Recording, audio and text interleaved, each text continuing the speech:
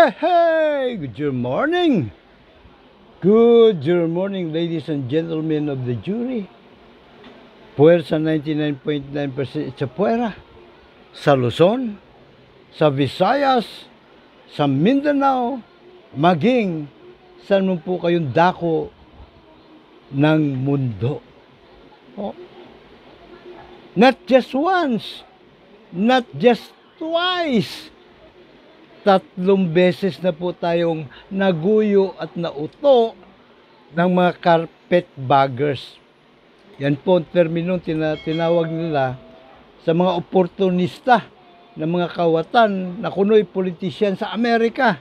Matapos po yung kanilang Civil War upang utuin po o guyuhin sa pamamagitan ng kanilang mga hungkag na pangako at mga sloganeering ang mga botante para sila ay mailuklok sa pwesto.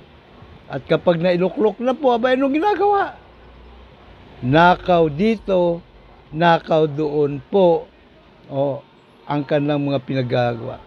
So, sa tuwi-tuwi na po na tayo magtagumpay sa ating pong paghihimagsik at maghahangad, sisidhi ang ating paghahangad na makatarungan at makataong lipunan.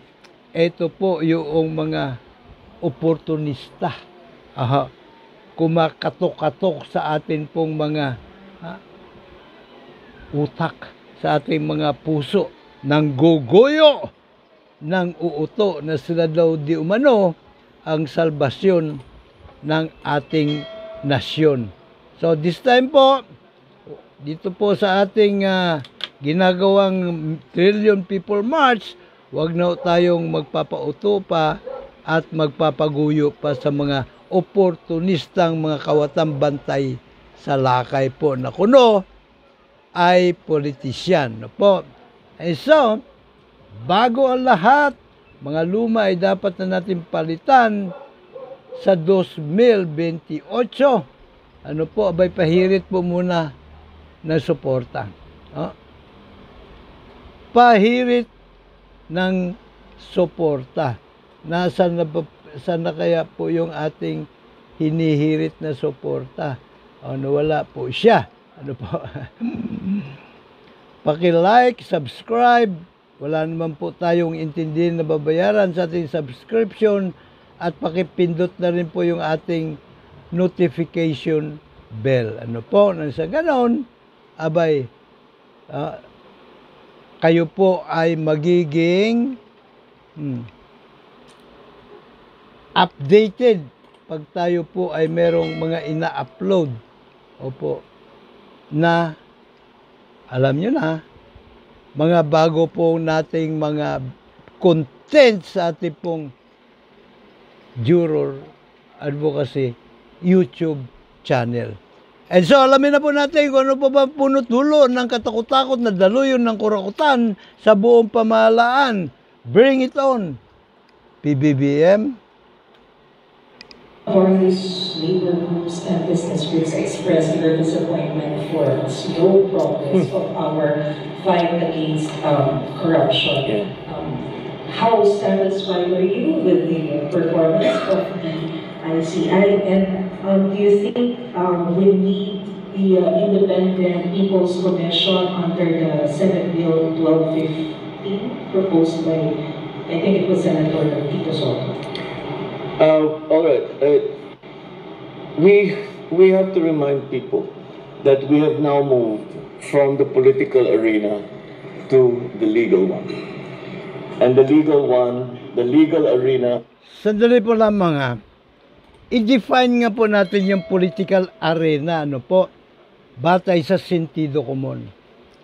Ang political arena po, doon po naglalaban yung mga politisyan. Tama po?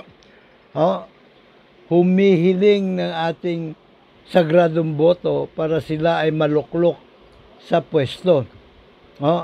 Ngayon, sa political arena po, ang labanan dyan, hindi kwarta-kwarta sa tunay na demokrasya. Bagkos, dapat po ang isang politiko meron pong nilalapag na plataforma. Ito po yung kung tawagin ay kanyang diskarte politika. Oh. Di ba? Yan po yung politika eh. Diskarte po yan kung paano patatakbin ng gobyerno ng epektibo at kapakipakinabang para sa halos lahat, kung hindi man lahat ng mga mamamayan. Oh. Diskarte po. No? Epektibo na mapapatakbo ang pamahalaan at kapakipakinabang sa menos gastos na pamamaraan. No po? Ang legal naman na arena, produkto din po yan ng discarding politika ng mga politiko. Kung ano po yung mga kanyang plataforma na ihahain, kung siya ay senador, doon sa Senado, kung siya ay kongresista, doon sa Kamara, na panukalang batas, o kaya ay pagawain bayan, o kaya ay ayuda, no ha, napupunduhan ng pera ng bayan, no ha, na, inulit ko, kapakipakinabang para sa halos lahat, kundi man lahat ng mga mamayan. Ipagpatuloy po ninyo Pangulong Bongbong Marcos. Has very strictly defined procedures.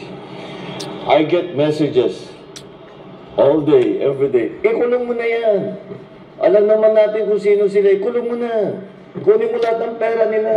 Pagbenta mo na yung mga bahay nila, ibalik sa ano.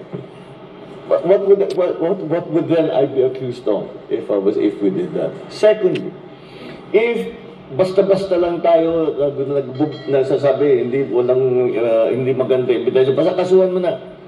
Kung nanalo, kung ma-acquit, dahil hindi maganda ang pagkahanda ng kaso, technicality. Nagka-technicality. Can you imagine, these people who have stolen billions from the government and from the people, nakawala dahil hindi maganda ang pagkahandle ng ebidensya. That would be much worse result. So, due process must be observed. We must make sure na alam naman talaga natin kung sino sila. Kaya tiyakin natin na makukulong talaga sila. At ang kanilang mga ninakaw ay ibalik sa gobyerno, ibalik sa tao. But just yung nagmamadali, yung hindi maaari yan. Hindi, delikado tayo. Kaya natin sabihin ko sa pulis, dakipin nyo na yan. Basta ikulong nyo, bahala na. Anong mangyayari doon? Sira yung kaso natin, and you cannot charge them again. There is the principle of double jeopardy in the law. So, what is more important? That we just file cases. Basta sige lang. Remember, nobody has gone to court yet. There's no conviction yet. And the court, marami pang, what is the process? Pagka binigyan yung may complainant sa ombudsman, sa DOJ, hindi, may preliminary investigation pa. Magbubuo ng investigasyon. Kailangan matibay-tibay yung ebidensya. Kasi kung hindi matibay yung ebidensya, makakawala yun, ma-acquit yun. Kaya tiyakin natin na matibay yung ebidensya. Hindi madaling gawin yun. Dahil yung iba, yung mga witness, yung ating mga resource person, hindi nagsasabi ng totoo, may mga tinatago, etc. etc. Kailangan ma-extract yun sa kanila, yung impormasyon na yun. Para gawing ebidensya, para madala sa kung saan man, sa sandigan, sa ombudsman, eto na yung kaso.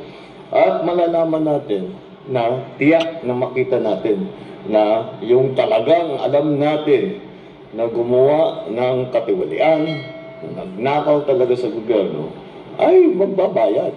And magbabayad, they will pay for it with their liberty, and they will pay for it with treasure that they have taken away from government. I think it's more important that we get one chance at this. Isa lang ang chance natin.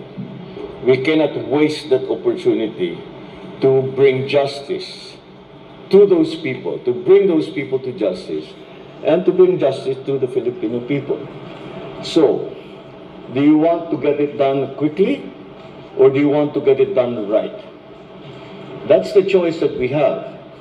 So I understand the frustration because we do have a very good idea about who these people are.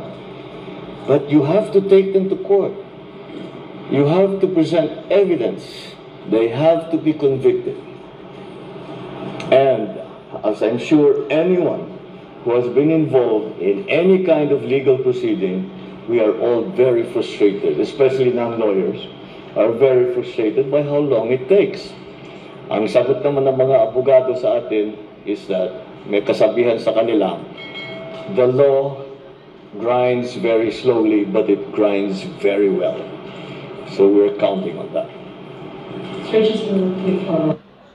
Alam niyo po, karamihan po sa pinagsasabi ni Pangulong Bongbong Marcos ay kaungasang kaisipang salat sa lohika at batayan sa mga prinsipyo ng demokrasya.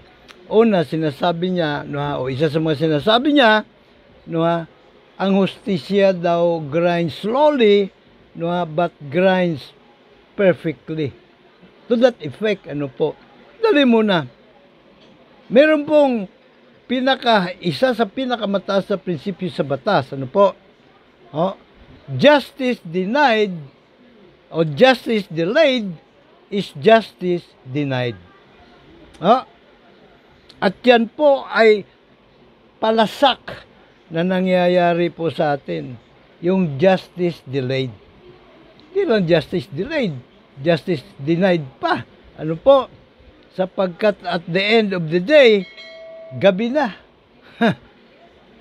Ibig sabihin, naabsuelto ang mga salot na kurakot katulad din na Enrile et al. Gloria Macapagal Arroyo, Jinggoy Estrada, Mandarambong, Bong Revilla Jr. Sino pa? Gloria Macapagal Arroyo. At maraming iba pa. Marami nga hindi nakakasuhan Hindi po ba? Now, sinasabi niyang due process of law. Ano ba ang due process of law? Nakalagay po sa atin pong Bill of Rights. Bill of Rights, by the way, yan po yung ating tabak at kalasag o kalasag at tabak nating mga soberanong mga mamamayang Pilipino laban sa mismong mga iniluluklok natin sa gobyerno na abusado, traidor, land grabber, kawatan, mata pobre, waiting lord, pogo lord, smuggling lord, extrajudicial killing lord, Davao Death Squad lord, at marami pang ibang mga kaungasan. Yan po ang Bill of Rights. Pero sa ating po Bill of Rights, section 1 nakalagay, no person shall be deprived of life, liberty, and property without the due process of law. Ginamit po yan ng Tracy Hodas. Pabor sa kay Vice President Sara Duterte. Hindi umano, unconstitutional di umano, sabi ng Tracy Hodas, ang impeachment complaint laban kay Sara Duterte sapagkat di daw siya nabigyan ng due process of law. Hindi daw siya ipinatawag doon sa impeachment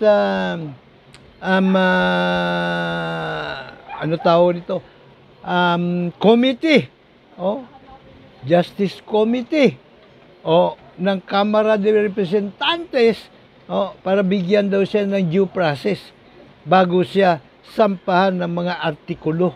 Abay, sandali muna. Ang due process of law ay deprivation of life, liberty, and property. Na-deprive ba ng buhay niya si Sara Duterte? Na-deprive ba siya ng kanyang kalayaan?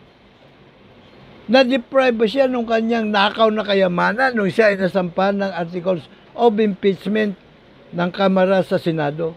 Hindi naman po So, hindi po well-defined sa ating saligang batas, sa ating Bill of Rights, ang due process of law. Kaya kung ano lang maisip na nakapwesto, yan yung due process of law. Ang bira pa kayo sa patis, ano po. And then, doon sa section 14, nabanggit na naman ng due process of law. Pero, hindi na naman na-define. What the hell is the due process of law? And so, yan po ang atin pong hihimay-himayin, ang atin pong kilatisin, at atin pong bigwasan ng saktong kahulugan ang due process of law. Ano po? Now, 133 anyos ang nakalipas. Ano po? Na ito pong noon pong buwan ng Hulyo. 7 po ng Hulyo, taong 1892. Ano po?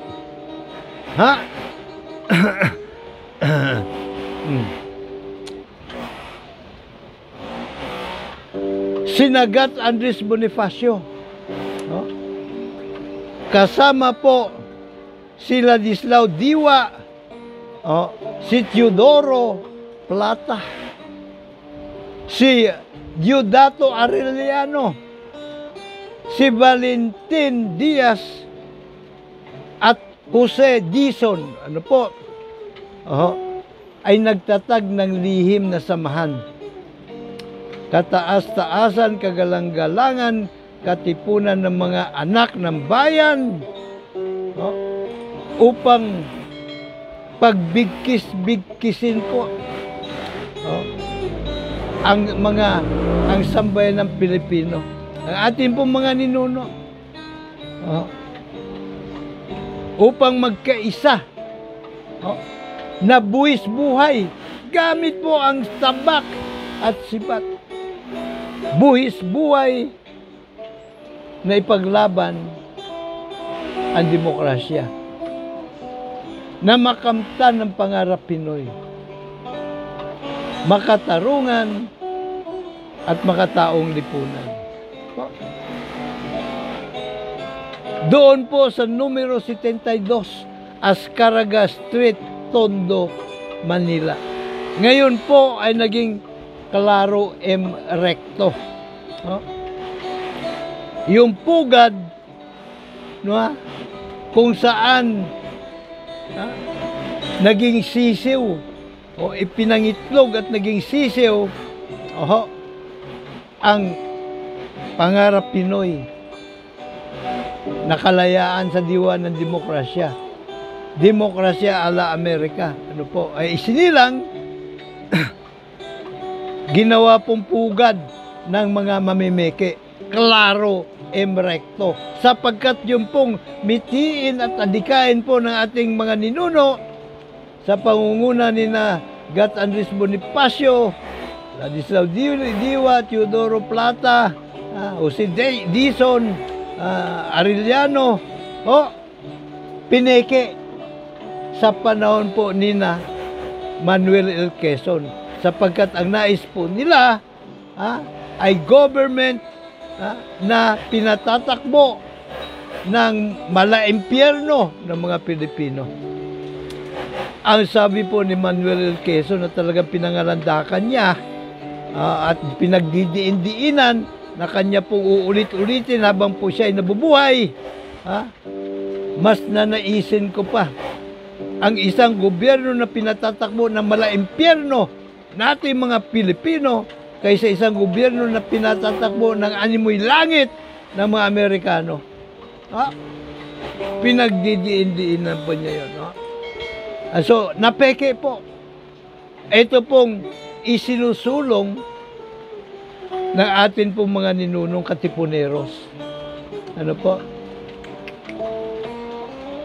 Naulit na naman ang pangyayari, isinulong na ating sa amin pong henerasyon, mga nakakatanda na ngayon.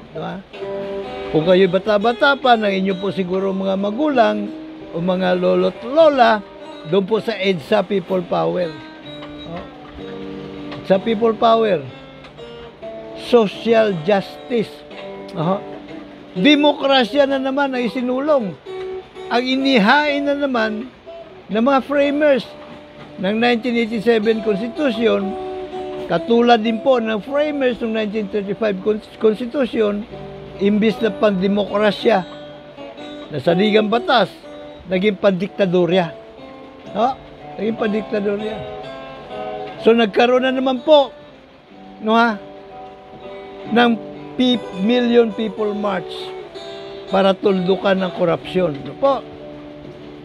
Noong pong 2013. Ngunit hindi pa po natapos ang kaungasan ng mga traidor at kawatan sa buong pamahalaan. Kaya tayo po ngayon nagsasagawa na naman ng 1 trillion pesos march laban sa mga salot na kurakot, mga traidor at kawatan, land grabber sa buong pamahalaan. Naging sindikato na po. Ang atin pong buong gobyerno. Ano ang sanit dahilan?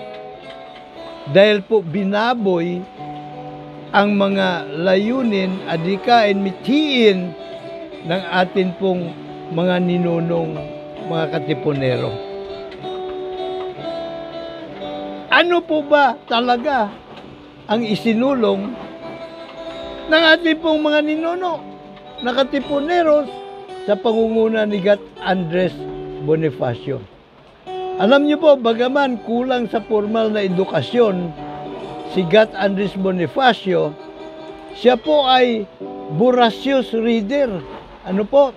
Hindi po siya tumitigil sa pag-educate ng kanya pong sarili. Kung kaya po, marami po siya mga libro patungkol po sa demokrasya na binasa at kinabisado. Kasama na yung French Revolution, yung American, dahil ng mga panahon pong yun, ay era of enlightenment. Marami na po mga bansa sa Europa ang binaklas po ang old world order na paghahari-harian.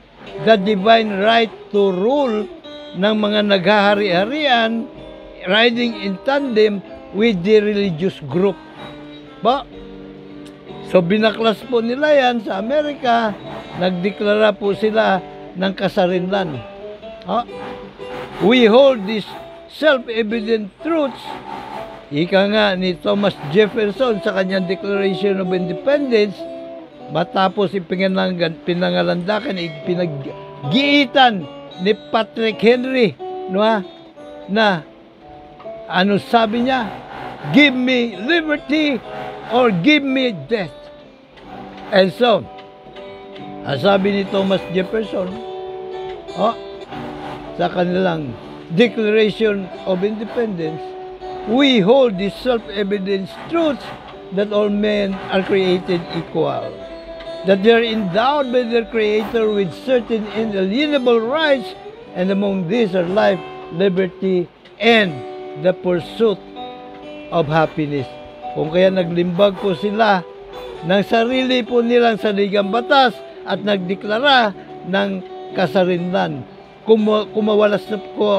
Tumiwalag na po sila sa pagiging kolonya na ito pong Great Britain.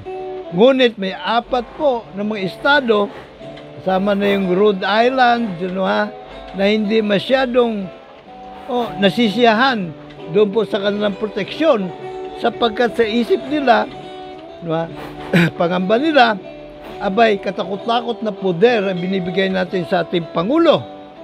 Pero paano anya?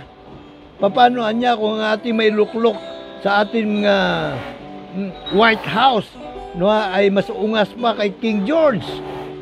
Patay tayo rin. Also, tugon ni Thomas Jefferson,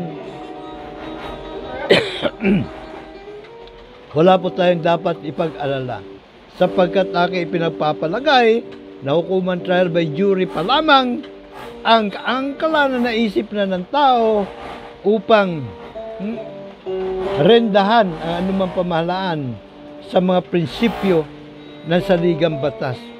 Kung kaya, bagaman ni isa sa mga delegado sa 1787 Philadelphia Convention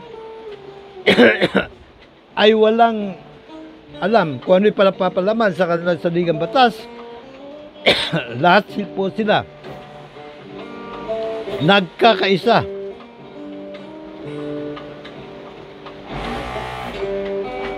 na gawin pong pundasyon, esensya at puso ng kanilang itatatag na demokrasya ang karapatan sa trial by jury. Kagyat din po nila ito pinaluap ng tatlong iba pang mga amyenda, 5th, 6th, and 7th Amendment. Ano po? At saka lahat ay nagkaroon na ng lubos na tiwala na ang kanila pong saligang batas ay titindig sa lahat ng pagsubok at dumaan nga sila sa mga pagsubok, ngunit hanggang sa kasalukuyan po matibay ang saligang batas ng United States of America dahil po sa isang bagay na kalasag at tabak ng mga kano laban sa mga gustong mag-abuso, traidor at kawatan na mailuklok sa gobyerno. Karapatan sa trial by jury. At ito po ang kanilang 5th Amendment sa US Constitution. No person shall be held to answer for a capital or otherwise infamous crime unless on a presentment or indictment of grand jury.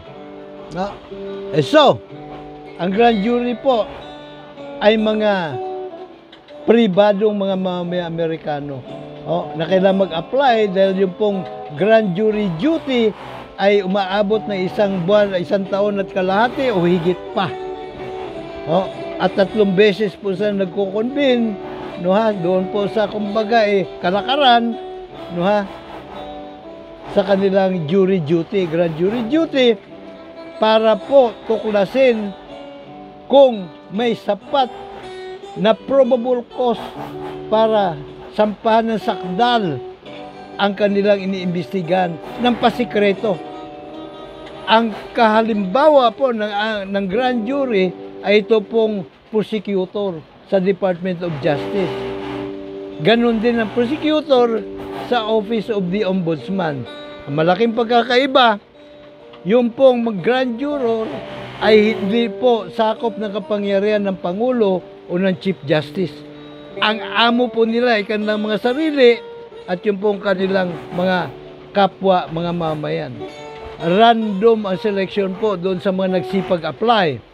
Pasikreto po ang kanilang pag-iimbestiga upang unang-una kailang protektahan po ang right to remain silent ng kanila pong target na iniimbestigahan. Pangalawa, kapag po nagkaroon o naging negatibo ang resulta ng investigasyon, hindi masisira ang pagkatao ng target. Pangatlo, kung positibo naman, hindi sibat kaagad ang target. Makatakbo, bitbit ang kanyang mga kinulimbat. Yan po ang sentido komon sa likod po ng jury justice system. Ng grand jury investigation. At 4 na araw lamang po average. Labas na yung finding of probable cause. Yung dating Pangulong Bill Clinton, habang nakaupong Pangulo, pinaharap po nila sa grand jury, 2 oras lamang po. Tapos na ang probable cause. Dito sa atin, 2 dekada naabot ang finding of probable cause. At ang mga indictment na ilalapag ng grand jury, hindi po pwedeng baliktarin kahit ng Korte Suprema o pigilan ng Pangulo. Independent, sa dilang independent po talaga, ito pong grand jury. Ganon din po yung trial jury. Na kung saan lahat po ay obligado, lahat ng 18 anyos patas, mayroon bumasa at sumulat, randomly selected. At yan po ay binubuo lamang sa araw na mag-uumpisa na po yung paglilitis. Kaya wala po magagapang ang mga akusado. At kung may magagapang, gagapangin man nila, delikado po sila. Pinakawalang-walang kaso po nila, obstruction of justice. Yan po ang beauty ng hukuman trial by jury. At ito naman po yung kanilang 6th Amendment. In all criminal prosecutions, the accused shall enjoy the right to a speedy and public trial by an impartial jury. Ito po ang tunay na due process of law. Speedy trial. Public trial. At impartial trial ng hukumang trial by jury of the people. Randomly selected.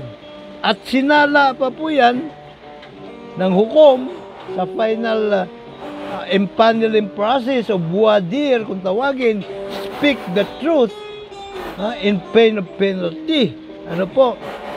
Yung pong judge, yung prosecutor, at defense lawyer, ang kumikilatis po para masigurado nila na walang bias ang ma-impanel, ano po, na trial jurors.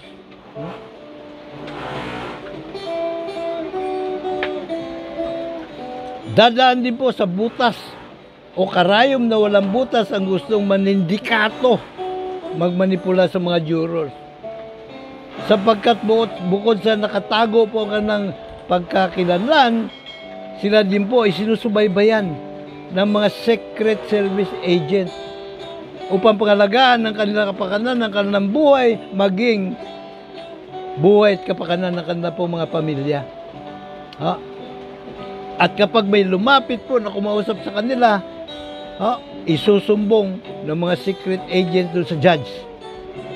Kung hindi man mismong yung pong juror ang magsusumbong. And so madadagdagan po ang kaso na akusado kung siya po ang gustong manabutahe, sumindikato sa mga juror. At ito naman po, ang 7th Amendment sa kanila pong Bill of Rights sa United States Constitution. In suits at common law, where the value in controversy shall exceed $20, the right of trial by jury shall be preserved, and no fact tried by a jury shall be otherwise re-examined in any court, including the Supreme Court. Final and executory na po ang desisyon ng jury. Pero po pwede din po naman na i-apila sa higher court, sa Court of Appeal, sa Supreme Court, kung yung pong usapin ay finding of facts. No? Finding of facts. Yung pong katotohanan. No? Na kung sakaling may bago po mga ebidensya o testimonya na natuklasan, na hindi pa ginamit po doon sa unang trial jury. So, ang gagawin po ng mataas na korte rito sa ganung sitwasyon, ibalik doon po sa trial court, sa trial jury. Ipag-uutos ang muling pag-impanel ng trial jury court, no po, at litisin ang kaso mula umpisa na para bagang wala pa po nangyari. Ang trabaho po ng mga jurors ay hanapin ang katotohanan. Opo, hindi batas, katotohanan lamang. Batay sa mga ebidensya, testimonya, no ha, na-aprobado po ng judge. Gamit ang sentido komon ng pangkaraniwang tao, kayang-kaya pong tuklasin ng isang juror 18 anyos pataas, no ha, ang katotohanan. Kung yun ngang 7-year-old idiot may kakayanan tumuklas ng katotohanan, yung pa 18 anyos na pataas. Yan po ang beauty ng hukuman trial by jury. Ganon din po yung pong indictment ng grand jury. Ano po? di rin po kayang pigil-pigilan kahit ng Chief Justice o kaya ng Pangulo ng Bansa. Ano po? Kapag ang usapin naman po ay finding of the law, ano po? Question of law, pwede din pong i-appeal yan. Ng convicted, ano po? Ng adverse party. Kung sakasakali sa tingin niya, nilabag ng judge ang batas. Halimbawa, imbis na 1 taon lang dapat siya makulong, pinatawan siya ng 100 taong pagkakakulong. Pwede din po niyang ipetisyon sa higher court na siya po ay mabigyan ng hustisya. So ito po mismo ang isinusulong na klase po ng hukuman ng atin pong mga ninunong katipuneros sa pangunguna ni Gat Andres Bonifacio 133 long years ago, na binaboy ng mga framers ng 1935 Constitution at 1987 Constitution. Ito po yun. Ito po yung kalasag at tabak ng mga mamayan sa demokratikong bayan. At ang bayan po natin, make no mistake, is a democratic and republican state. Sovereignty resides in the people and all government authority emanates from them. Ang ating pong pangunahing sovereign power ay humusga sa lahat ng korte bilang mga juror kung yung akusado sa korupsyon, human rights violations, land grabbing, pandarambong at iba pa ay guilty o inosente. Tayo po ang may sovereign power. Sa ngayon, sino po ang meron? Yung po mga traidor at kawatan. Dahil nakukontrol po nila lahat ng hukuman, kasama na Kwarta Suprema. Di ba? Ombudsman, kayang-kaya po nilang kontrolahin yun. Ang DOJ, kayang-kaya pong kontrolahin nila. Ang ICI, lalo kayang-kaya. Kaya kaungasang kaisipang salat sa luhay ka. Batay sa sentido komon ang sinasabi ni Senate President Soto, sina Shell Jukno, sina Laila de Lima, na kapag naisa batas ang isang independent people's investigative body, ay ito po ang tutulok sa korupsyon. Kaungasang kaisipan po yun. Kaungasang kaisipan din po ang sinasabi nilang panukala na yung pong anti-political dynasty law ang tutulok sa korupsyon. Kaungasang kaisipan po yun. Ang dapat at swakto, ito pong jury justice system na siya pong kambaltuko ng demokrasya. Package deal po ito. The epitome of democracy. Ito po yung pundasyon, ito po yung esensya, at ito po yung puso ng demokrasya. At napatunayan na po ito sa mahaba na pong panahon.